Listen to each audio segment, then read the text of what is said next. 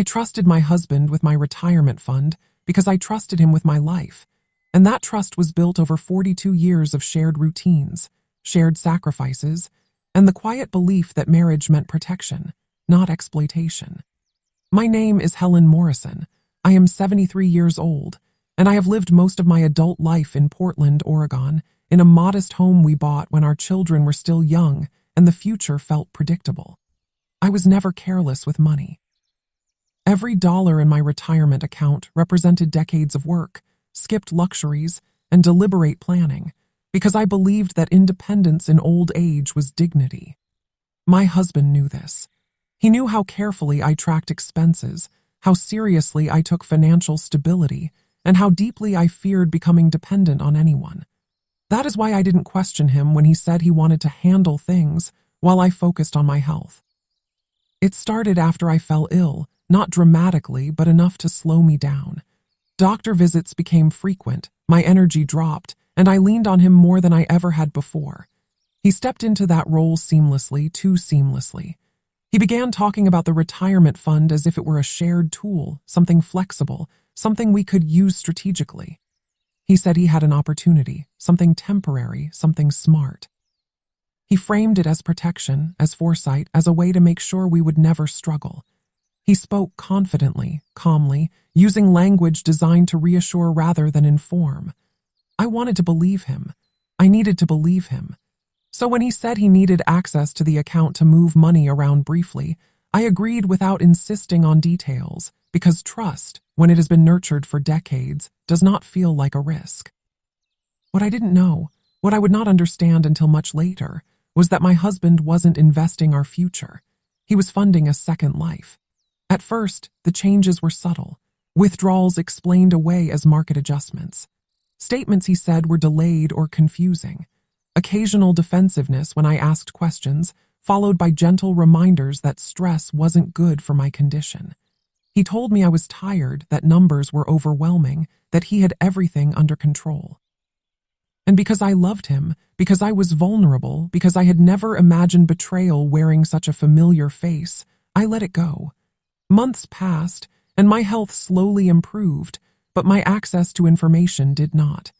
He insisted on handling calls, passwords, updates. He framed my distance from the finances as care, not control. It wasn't until a casual comment from a friend, someone who mentioned seeing my husband at a restaurant I had never been to, with a woman I had never met, that a quiet unease settled in. I dismissed it at first, embarrassed by my own suspicion. But unease has a way of lingering when it is rooted in truth. I began paying closer attention, not confrontationally, but quietly. I noticed how often he left the house with his phone turned face down, how his explanations grew rehearsed, how the retirement fund, my retirement fund, seemed to shrink without a clear reason. One evening, while he showered, I opened a drawer I had never opened before. Inside were receipts, bank slips, and a second phone. I did not turn it on. I did not cry. I sat there, holding the weight of that moment, realizing that the money I had protected my entire life was being drained to support a reality I had never agreed to be part of. That was the moment I understood the depth of the betrayal, not just infidelity, but calculation. He hadn't stumbled into this. He had planned it, financed it, and justified it using my trust as collateral. And in that moment, something inside me shifted permanently. I did not feel weak. I did not feel defeated. I felt clear. Because when someone uses your vulnerability to build a life that excludes you, they forfeit the right to be underestimated. After that night, I understood that whatever truth existed between my husband and me would never be handed to me willingly. I would have to uncover it slowly, carefully, without alerting him to what I already suspected. I returned the drawer to exactly how it had been, placed everything back in the same order, and went to bed beside him as though nothing had changed. He slept easily. That was the part that stayed with me, the ease. While I lay awake listening to his breathing, my mind moved through years of shared memories, now rearranged by a single realization. The man beside me was capable of living a double life without losing sleep. The following days, I paid attention to details I had once overlooked. He spoke more freely about money now, not because he was being honest, but because he believed I was no longer tracking it. He used phrases like temporary fluctuations and long-term positioning, confident that the language alone would keep me at a distance. He assured me we were fine, that everything was under control, and that worrying would only slow my recovery. Each reassurance was delivered with a tenderness that now felt rehearsed. I began requesting small pieces of information casually, asking about a statement here, a transaction there, watching how his answers shifted depending on my tone. When I sounded curious, he explained. When I sounded concerned, he deflected. When I pressed gently, he grew protective, reminding me how fragile my health had been. That was when I realized he was no longer just hiding numbers. He was shaping a version of reality in which my questions themselves were treated as symptoms. I stopped asking altogether. Silence, I learned, made him careless. He began leaving documents on his desk, assuming I wouldn't look. He spoke on the phone within earshot, lowering his voice only slightly, confident I wouldn't follow the thread. I started recognizing patterns, regular withdrawals timed around his unexplained trips, payments that did not align with any investment strategy he had ever described, expenses that had nothing to do with our household. I didn't need proof yet. What I needed was certainty. So I began rebuilding my strength quietly, not just physically, but mentally. I made lists, recalled dates, reconstructed timelines from memory alone. I reminded myself who I had been before illness made me dependent, organized, deliberate, capable. The woman who had planned her retirement to the dollar had not disappeared. She had simply been underestimated. And as that realization settled in, so did a deeper understanding. Confronting him now would only teach him how much he needed to hide. If I wanted the truth, and the power that came with it, I would have to let him believe his deception was working just a little while longer. I began treating my days like quiet investigations, not fueled by suspicion alone, but guided by patience and discipline. I resumed small routines that gave me legitimate reasons to be alert, organizing old files, updating household records, sorting through paperwork I had neglected during my illness. My husband welcomed this, relieved, I think, to see me busy without being inquisitive. What he didn't realize was that every envelope I opened, every document I reviewed, helped me rebuild a financial map he thought I had abandoned. I compared old statements to newer ones, noting gaps he assumed I would never notice. I memorized account balances the way I once memorized grocery lists, quietly, methodically. I also began paying attention to his absences. He had always traveled occasionally for work, but now the trips came with unusual urgency and vague explanations. He returned more relaxed than someone burdened by responsibility should be, carrying a lightness that did not belong to a man managing our future. When I asked how the trips went, he spoke in generalities, never specifics, as though details might unravel the story he was maintaining. One afternoon, while he was out, I logged into an old email account I rarely used, one he had forgotten I still had access to. There, buried among newsletters and confirmations, were alerts, bank notifications I hadn't seen in months, redirected quietly, deliberately. The amounts were not small. They were systematic, enough to fund comfort, consistency, and secrecy. My hands did not shake as I read them. I felt no rush to confront him, no urge to expose anything prematurely. Instead, I felt a calm focus take over, the kind that comes when confusion finally gives way to clarity. This was not a mistake or a moment of weakness on his part. It was a structure, carefully maintained, designed to last as long as I remained uninformed. That knowledge changed everything. I began copying information, saving digital records, photographing statements, building a timeline he could not rewrite later. Each piece of evidence grounded me further in the truth of my situation. I was not imagining things. I was not being emotional. I was responding to facts. At night, lying beside him, I no longer searched his face for reassurance. I studied it instead, noting how comfortable deception had become for him. And in that observation, something resolved inside me. I did not need to rush. Time, once used against me, had become my ally. The longer he believed I was unaware, the more complete the story I would be able to tell on my terms. As the evidence grew, so did my understanding of how carefully my husband had structured his betrayal. This was not an impulsive affair funded by recklessness. It was a parallel life built deliberately, financed with precision, and hidden behind the shield of my trust and illness. I began to see patterns not just in the money, but in his behavior over the past few years, subtle shifts I had dismissed at the time as stress or aging. He had encouraged me to slow down long before I actually needed to, insisting on taking over tasks I once handled effortlessly. At the time, it felt like care. Now, it revealed itself as preparation. He had gradually positioned himself as the sole gatekeeper of our finances, not by force, but by offering relief at moments when I was most vulnerable. I remembered how he insisted I rest while he handled the boring parts, how he framed my involvement as unnecessary strain. Each gesture had been layered, patient, and strategic.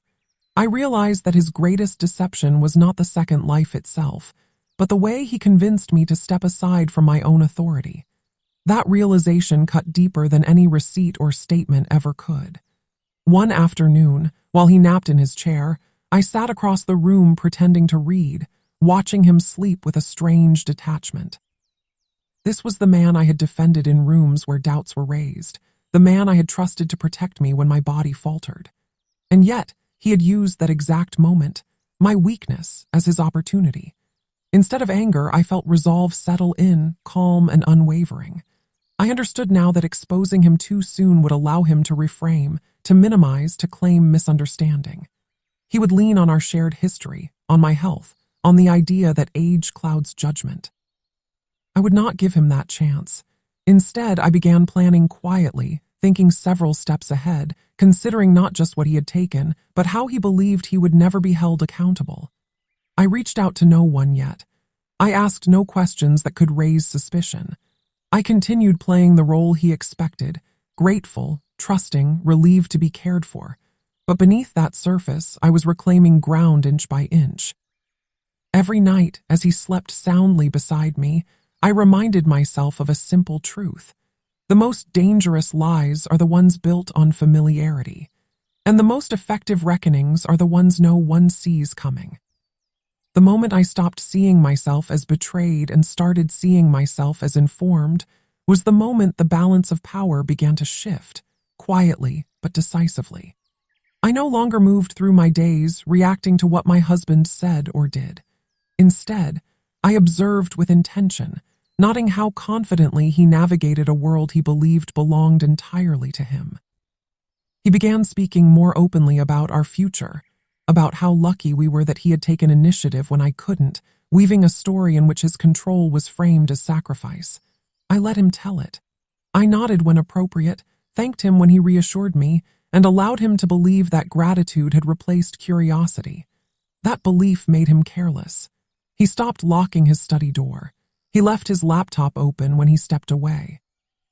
He answered calls in the next room without lowering his voice enough. I learned the rhythm of his deception, the days money moved, the days he traveled, the times he was most relaxed because he felt untouchable. And through it all, I never confronted him, because confrontation would have shifted his focus back to caution. What I was building required his confidence, not his fear. I began consulting professionals under the guise of planning for peace of mind, framing my questions around hypothetical situations rather than accusations. I asked about retirement protections, marital assets, and financial boundaries, listening carefully to what could be done without alerting the person responsible. Each conversation added structure to the knowledge I had already gathered. I learned which decisions could be reversed, which required proof, and which depended entirely on timing. Timing, I realized, was everything. My husband believed he was running out the clock, that age and illness would eventually quiet any resistance. What he failed to understand was that patience had always been my strength. I had waited decades for the life I built. Waiting a little longer to reclaim it was not a burden, it was strategy. At night, I slept more soundly than I had in months, not because I felt safe, but because I felt prepared. The fear that once sat in my chest had been replaced by clarity, and clarity is far more powerful than anger. I was no longer guessing. I was no longer hopping. I was moving deliberately toward a moment he could not undo, one he would never see coming, because he believed I was already defeated. I chose my moment carefully, not out of hesitation, but out of respect for how much was at stake. I waited until my strength had fully returned, until my routines no longer carried the shadow of recovery, and until my husband had grown completely comfortable inside the lie he had built. Comfort breeds mistakes. He began planning more openly, speaking about trips that extended longer than usual, mentioning future arrangements that no longer included me in any meaningful way. He spoke as though my role in his life had quietly concluded, reduced to a background presence that required maintenance but not honesty. I let him talk. I listened without reacting, absorbing the details he assumed I would forget. Meanwhile, I secured my own footing. I opened accounts in my own name again, restoring access he had quietly removed. I updated contact information, redirected statements, and reestablished my visibility in systems where I had been gradually erased. Each step was small enough to avoid suspicion, but together they rebuilt my independence piece by piece. I also began preparing emotionally for what was coming, because betrayal of this scale does not end with paperwork alone. It demands clarity of purpose. I reminded myself that exposing the truth was not cruelty, it was correction. My husband had chosen secrecy, manipulation, and exploitation. I was choosing transparency, accuracy, and self-respect. The contrast mattered. One evening, as we sat across from each other in silence, I realized he no longer looked at me with concern or affection, but with something closer to calculation. He believed he had won, that time had done its work, that I was too tired to notice what had been taken. That belief was his final mistake, because while he had been building a second life with my money, I had been rebuilding my first, with intention. And when the moment came to speak, it would not be emotional or chaotic. It would be precise. Everything he had hidden would be placed exactly where it belonged, under a light he could no longer control. The day everything shifted did not arrive with confrontation or raised voices. It arrived quietly, disguised as an ordinary morning. My husband left the house early, confident and unhurried, believing the routines he had built would continue to protect him. I waited until the door closed before I began making the calls I had rehearsed in my mind for weeks. I spoke calmly, clearly, providing information only when asked, never more than necessary. Each conversation followed the same pattern: surprise, pause, then a careful change in tone. Questions were raised, records were requested, timelines were examined. What had once been invisible began to surface, not because I demanded attention, but because I finally stepped back into my rightful place as an equal participant in my own life. By the time my husband returned that evening, the atmosphere in the house had changed in a way he could feel but not yet explain. He moved through rooms restlessly, checking his phone more often than usual, his confidence thinning around the edges. He asked if anything had happened that day, and I answered honestly. Nothing unusual, nothing alarming. That honesty unsettled him more than a lie ever could have. Over the next few days, subtle signs appeared. Calls he expected to go unanswered were returned. Messages he assumed were private were acknowledged by people who suddenly wanted clarification. He began asking questions in a tone that suggested concern rather than authority. I watched him struggle with the unfamiliar sensation of uncertainty, the same uncertainty he had imposed on me for months. I did not reveal what I knew. I did not accuse or threaten. I allowed the consequences of his actions to reach him gradually, the way they had reached me. Each morning, he woke with less certainty than the one before. Each evening, he spoke less confidently about the future. The life he had constructed so carefully began to require explanations he could no longer control. And in that slow unraveling, I felt something settle into place, not satisfaction, but balance. For the first time since my illness, the truth was no longer something I carried alone. By the end of that week, the structure my husband had relied on began to collapse under the weight of its own secrecy. What he had believed were isolated transactions were now being viewed together, lined up in ways he had never anticipated. Questions became formal. Assumptions were replaced with documentation. He tried to regain control the only way he knew how, by rewriting the story. He spoke of misunderstandings, of intentions that had been misinterpreted, of sacrifices he claimed he had made for us both. But intentions do not erase patterns, and explanations cannot undo records. I listened to him speak, noticing how often he avoided specifics, how carefully he danced around dates and amounts. When pressed gently for clarity, he grew defensive, then dismissive, reverting to the familiar tactic of suggesting I was overthinking things. That tactic no longer worked, not because I argued against it, but because others were now listening too. The narrative he had controlled privately was being tested publicly, and it could not survive scrutiny. One evening, as we sat across from each other at the kitchen table, I realized something with surprising calm. He no longer knew who I was. The version of me he had relied on, the trusting, tired, unquestioning woman, no longer existed. In her place sat someone composed, attentive, and unmovable. I had not changed suddenly. I had simply returned to myself. The realization unsettled him deeply. He asked if I was angry, if this was about resentment, if I was trying to punish him. I told him the truth, that this was about accuracy, about restoring what had been taken quietly and returning it to where it belonged. He fell silent then, perhaps for the first time recognizing that his charm, his explanations, his familiarity had lost their power. The second life he had built with my money was no longer hidden, and without secrecy it could not survive. And as that understanding settled between us, I felt no triumph, only a steady sense of inevitability. Some reckonings do not arrive with drama. They arrive with clarity, and clarity leaves nowhere to hide. What followed was not the chaos I once imagined betrayal would bring, but a controlled reckoning that unfolded exactly as I had prepared for. Meetings were scheduled, not arguments. Documents were reviewed, not excuses accepted.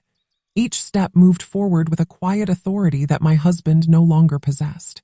He sat across from professionals who addressed their questions to me first, no longer assuming his version of events carried more weight. I answered calmly, providing dates, amounts, and records with a precision that left little room for interpretation. My husband attempted to interrupt more than once, but each time he was gently redirected, reminded that this process required clarity, not narrative. I watched as the confidence he had worn so easily drained from his posture, replaced by a strained attentiveness that revealed how unprepared he was for accountability. The money he had moved so freely now had names, trails, and purposes attached to it, and none of them supported the story he had told himself. The second life he had funded, so carefully hidden, was now exposed as a consequence rather than a secret. He tried to appeal to history, to sentiment, to the idea that years together should outweigh what had been done quietly in recent months. But history does not excuse harm. It only explains how it became possible. I felt the full weight of that truth as I listened, not with bitterness, but with a steadiness I had earned. This was no longer about marriage or forgiveness. It was about restoring balance and numbing reality. For the first time, he had to sit with the outcome of choices he had made, assuming I would never see them clearly. And in that moment, I understood something profound. Betrayal loses its power the instant it is fully seen. When it was over, there was no dramatic apology and no attempt to repair what had been broken, because some betrayals permanently change the shape of a relationship. The retirement fund that had been quietly drained was restored, the structures that allowed secrecy were dismantled, and the life my husband had built using my trust collapsed under the weight of truth. I chose distance, not out of cruelty, but out of clarity. I reclaimed my independence, my finances, and my voice, things I had never truly lost, only been convinced to surrender. What remained between us was not anger, but consequence. I learned that love does not survive control, and trust does not coexist with deception. If this story feels familiar, if someone you loved used your money, your health, or your trust against you, I want you to write about it in the comments, because silence is exactly what allows these betrayals to continue. And if this story resonated with you, make sure you're subscribed. Don't underestimate the power of women. And Merry Christmas.